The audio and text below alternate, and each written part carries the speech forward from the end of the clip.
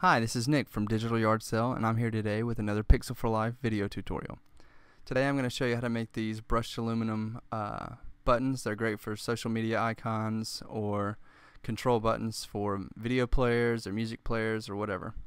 So let's get started. Let's open a new file, 400 by 400 pixels. I'm going to fill this with any color you want, really. I'm just going to choose a green here. Alright, so now I want to go to my custom shape tool. Actually, not custom, sorry, ellipse tool. I'm going to change it to a white color for my foreground color. I'm going to go up here. Sorry. Going to go up here and choose fixed size of 200 by 200 pixels. I'm going to click. So now I have this circle 200 by 200. Let's rename this button. I'm going to go to my effects, Bevel and Emboss. Let's do a pillow emboss at 90% for the depth, 1 pixel for the size. Set highlight mode to color dodge at 40% and shadow mode, leave it at multiply for 20%. Now let's go to gradient overlay. Make our gradient black to white, reversed, and reflected with an angle of 55. Let's change the scale to 150 and click OK. So now already you can see we have this nice inset metal button, but we need to add some of that brushing for the aluminum. So let's make a new layer. I'm going to hold down Command or Control if you're on a PC and click this vector layer mask. So that gives me the selection of this circle. I want to hit M to get my marquee tool, right click, transform selection. I'm going to hold Option and Shift and drag out from the center. I just want this selection to be larger than the button. I'm going to fill this new layer with white. I'm going to go to Filter, Noise, Add Noise. I'm going to add 40% uniform monochromatic. Click OK. Keep it selected. Filter, Blur, Radial Blur. I want to spin at 100 and the best quality. Click OK. Now you can hit Command D to deselect. I want to duplicate this layer. Command J, Option Shift M to multiply, and set it at about 40%. Now I want to merge these two layers.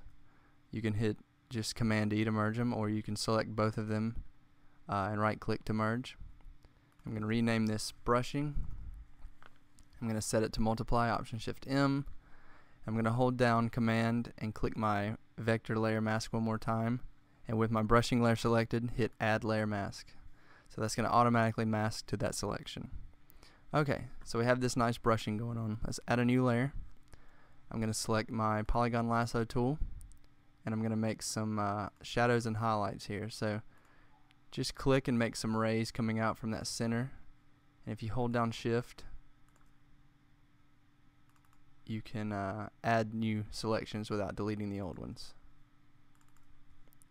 So just do that and get them, try to make them look somewhat random.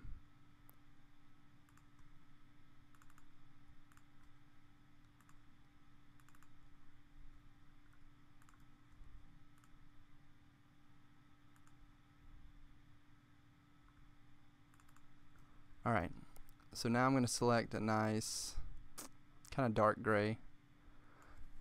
Click OK. I'm going to fill this selection on my new layer. Make sure you're on your new layer with that. Command D to deselect. Now you want to make sure that these points are kind of in the center where that circle is. I'm going to hit my marquee tool, my rectangle marquee. I'm going to draw a square around this. Try to get it as centered as possible. I'm going to go to Filter, Blur, Radial Blur, Zoom at 100 at best quality. Click OK. Keep it selected. Filter, Blur, Radial Blur, Spin at 20 for the best quality. Alright, now hit Command D to deselect. Option Shift M to multiply, and let's change the opacity to about 25%. Alright, and I'm just going to hold Option Well, first let's create the highlights first. Let's name this shadow. Now I'm gonna duplicate this layer, Command J. I'm going to make sure white is my foreground color and hold Option Shift Delete, and that'll change this to white. I'm gonna hit Command T to transform. Rotate that. Excuse me, you can't see it right now. Let's hit Option Shift S to change it to screen mode. Now you can see it.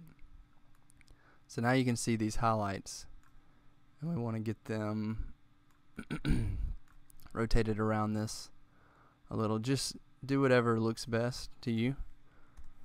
That looks about right. So let's do that. Alright, so now I have those two, and I'm going to hold Option, and I'm going to duplicate this layer mask by dragging up to this other one, and I'm going to hold Option again and duplicate it again.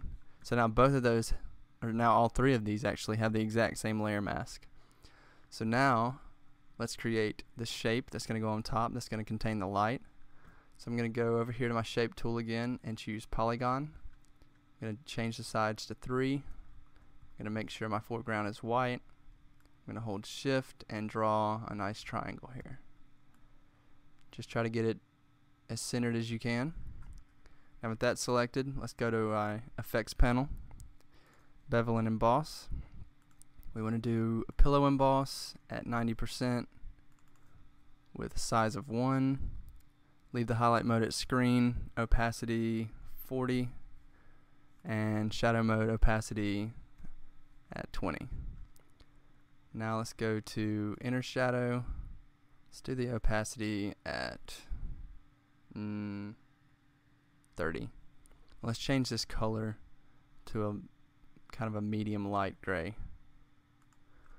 Now let's do distance 5, size 10, and let's do the outer glow. Let's change this color to white, and we want to do the solid, not the gradient. Let's change the opacity to 43 and the size to about 30 pixels. And click. That's about it. Let's click OK. Alright, so now you can see that gives that a nice glow. This outer glow does. The shadow kind of gives it some division and gives it a nice vignette around that light, and the bevel and emboss makes it look like it's impressed into this metal. So now the great thing is I can create any shape I want. Let's create a rounded rectangle. So maybe I want a stop button that's kind of rounded like this. I can hold Option and drag this effects up to that, and now all of a sudden I've got this button with the exact same effects as the other one. So now I can resize this as I please and just recenter it, and that it also goes for social media buttons.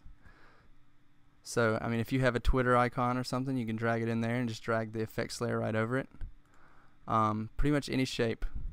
So that's it. Pretty simple.